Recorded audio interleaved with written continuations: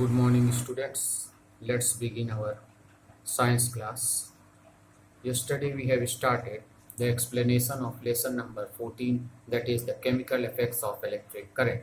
And this is the first chapter, which is there, which I will explain in the August month syllabus. Today, in the second part of this class, I will explain page number 173 to 175 of this chapter. But before coming on to the main topic, first we will do the quick revision of what we have discussed in the previous class.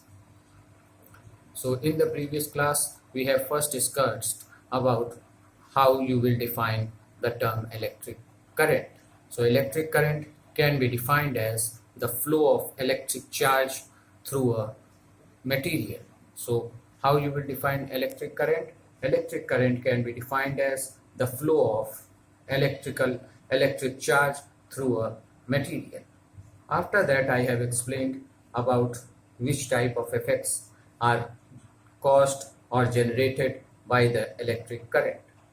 The first type of effect which is generated by the electric current, that is the heating effect of the electric current, and this heating effect of electric current can be seen in the various electrical appliances which we are using in our day-to-day life, that is like the immersion rod in the filaments of the bulb and in the filaments of room heater. We can see the heating effect of the electric current. Second, the magnetic effect of the electric current. This we can observe in the solenoid and in the electromagnet. The third type of effect is the chemical effect, and this type of chemical effect of the electric current, we observe in the case of two processes about which we will discuss in detail later in the chapter, that is the electrolysis and the electroplating. Beside this, I have also explained you what are conductors and what are insulators. That is, those substances or materials which conduct or allow the flow of electric current through them. They are called as conductors, and those substances or materials which do not allow the electric current to flow through them, they are called as the insulators. Now, student, question arises how you will differentiate that whether the given substance is conductor or it is an insulator. So for distinguishing between the conductor and the insulator, one electrical device we are using, and that electrical device is called as an electric tester. So with the help of the electric tester, we can test whether the given sample of material is conductor or insulator. I hope you have understood up till now whatever I have explained. Now we start the today's topic of today's class, that is what are electrolytes. So electrolytes are certain chemical substances that conduct electricity when dissolved in water or in their molten when they are in their molten state or when they are present in their solution form.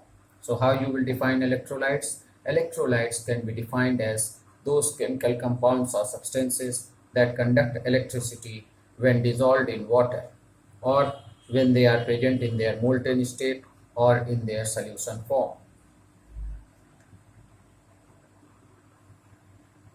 I hope you have understood what are electrolytes. Beside this, one more important point you should remember about the electrolytes, that is the electrolytes produces ions, and these ions, they are positively charged as well as negatively charged when they are dissolved in water. So two things about the electrolyte you should remember, that what are electrolytes? Electrolytes are chemical compounds or substances that conduct electricity when dissolved in water or when they are present in their solution form or in molten state. And these electrolytes, they produce ions, and these ions which are produced by the electrolytes when they are dissolved in water, they are either positively charged or they are negatively charged.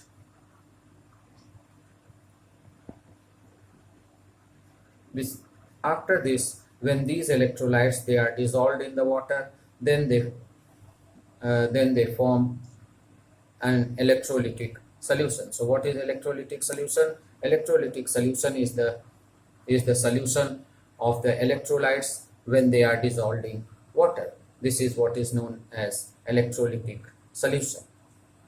Here it is important for you students to know some of the examples of electrolytes. So some of the examples of electrolytes are common salt like NaCl, sulfuric acid H2SO4, NaOH, sodium hydroxide, CuSO4, copper sulfate, AgNO3, silver nitrate, NaNO3, sodium nitrate, ZnCl2, zinc chloride, NH4OH, that is ammonium hydroxide, and KOH, that is potassium hydroxide. So these are some of the examples of the chemical compounds which behave like electrolytes when they are dissolved in water. After this, there are certain chemical compounds which do not conduct electricity when they are dissolved in water, and these chemical compounds which do not conduct electricity when they are dissolved in water, they are called as non-electrolytes. One more important thing about the non-electrolyte is that the non-electrolytes also do not form the ions like the electrolytes. So these are the 2 points of difference between the electrolyte and the non-electrolyte. First point of difference between electrolyte and non-electrolyte is that the electrolyte are chemical compounds that conduct electricity when dissolved in water, whereas the non-electrolytes are chemical compounds which do not conduct electricity when they are dissolved in water. This is first point of difference, and second point of difference is that the electrolytes, when dissolved in water, they produce charged ions, that are they are positively charged as well as negatively charged, whereas the non-electrolytes they do not form charged ions when they are dissolved in water. So these are the 2 points of difference between the electrolytes and the non-electrolytes. Now some of the examples of the non-electrolytes are sugar, urea, benzene, ethyl alcohol, and glucose. These are some of the good examples of non-electrolytes. Besides this, students, you should also know what is electrolytic conduction. That is, the electrical conduction through the electrolytic solution is called as electrolytic conduction. So what is electrolytic conduction? How you can define electrolytic conduction?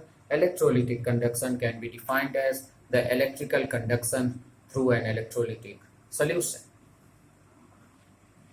After that, I would like to tell you about the LED. What is the full form of LED? The full form of LED is light emitting diode, and this is LED is similar to the bulb, but it runs at very low voltage. This is the point of difference which you should remember between the normal bulb and the LED bulb. That is, the LED bulb, it runs at very low voltage, which nowadays LED are becoming very common part of our life because they help in saving electricity as well as they also produce bright light compared to the normal bulbs, which consume more electricity and produces too much light. The LED, in the LED bulb, if you see, there are 2 wires, and these 2 wires which are attached to the LED, they are called as leads. The longer wire is attached to the positive terminal of the battery, and the smaller wire which is present in the LED, they are attached to the negative terminal of the battery. So this is all about the LED.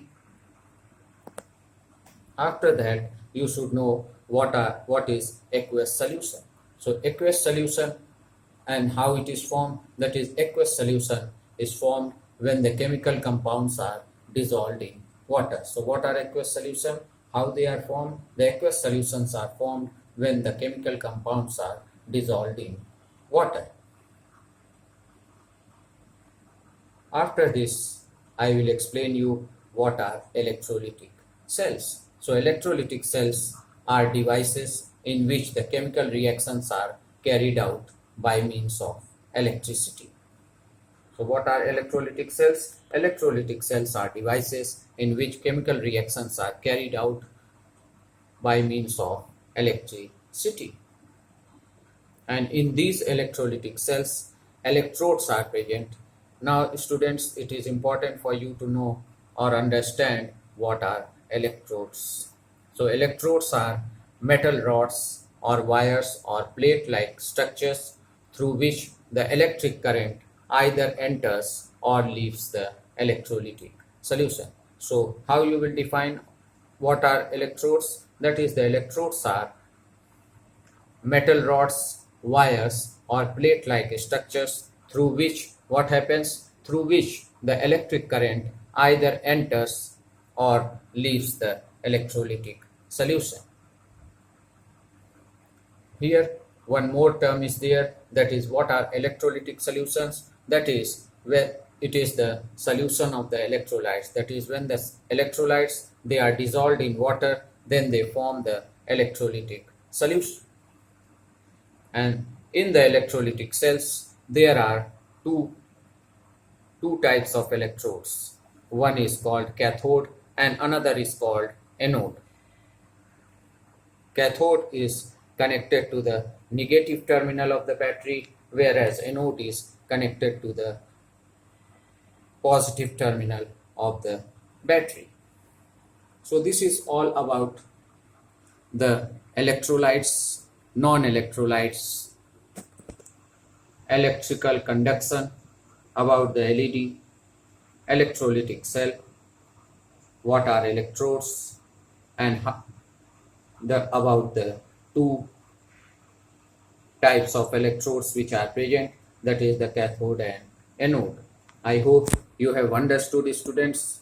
Now your homework for today is that you learn nicely about the electrolytes and the non-electrolytes, as well as about the electrodes and electrolytic cell. Thank you and have a nice day.